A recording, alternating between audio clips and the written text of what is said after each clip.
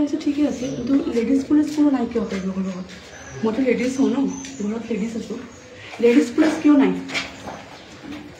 এইটো মোৰ কুৱেশ্যন। থানা আহিছে, ইনকুৱাৰী কৰিছে, কিবা বিচাৰিছে, ঠিকে আছে, লেডিজ পুলিচ কিয় লগত নাই? আপোনালোকে মোক জনাবচোন। লেডিজ পুলিচ লগত নাই, আমাৰ ৰুমত হেৰি কৰিব আহিছে, চেঞ্জ কৰিব আহিছে, বস্তু নিব আহিছে, কিন্তু মইতো লেডিজ ন, ঘৰত মোৰ মৰম আছে লেডিজ, লেডিজ পুলিচ কিয় নাই? সেইটো বস্তু মই ক'বলৈ ওলাই।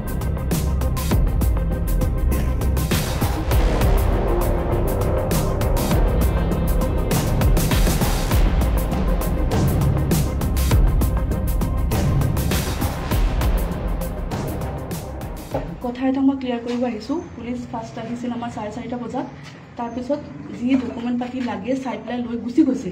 এতিয়া আধা ঘণ্টা বা 1 ঘণ্টা পিছত আকৌ ঘূৰি পেলাই আহিছে পুলিচ। কি মাইণ্ডত লৈ পেলাই আহিছে মই নাজানো, সেইটো বস্তু মই আকৌ আপোনালোকক জনাই দিছোঁ। পুলিচ এবাৰ ঘূৰি গৈ পেলাই আকৌ আহিছে এটা উইথাউট লেডিজ পুলিচ। সেইটো বস্তুটো প্ৰথমবাৰ আহোঁতে কিবা পাইছেনে নেকি? তেওঁলোকে কিবা লৈ গৈছে নেকি? আমাৰ যি ডকুমেণ্টছ পাতি আছিল সেইখিনি তেওঁলোকে লৈ গৈছে। ফাৰ্ষ্ট ৰাউণ্ডত লেডিজ পুলিচ আছিল, কিন্তু ছেকেণ্ড ৰাউণ্ডত লেডিজ পুলিচ নাই।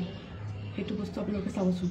কাৰণ আপুনি ঘৰত আছিলে যিহেতু, আৰু মই আছোঁ ঘৰত আছোঁ, মোৰ মা আছে ঘৰত।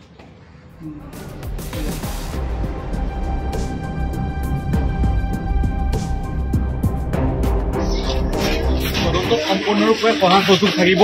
আৰক্ষীত আৰু ন্যায়ালয়ৰ ওপৰত আস্থা ভৰসা আছে, ন্যায়ালয়ে সম্পূৰ্ণৰূপে মোক ন্যায় দিব, মই আশাবাদী। আৰু তদন্তত 100% মই আইনৰ মানুহ 100% সহযোগ কৰি আছোঁ আৰক্ষীক, 100% কোনোৱে নহয়।